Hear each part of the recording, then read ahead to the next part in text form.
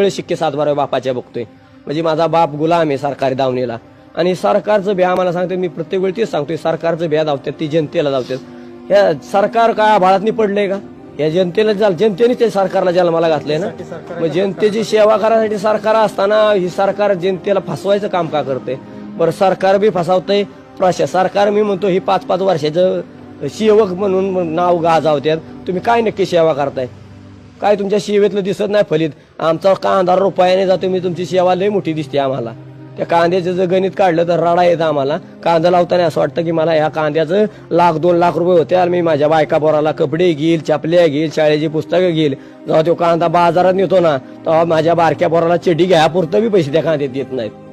म्हणजे कसं जगायचं मी?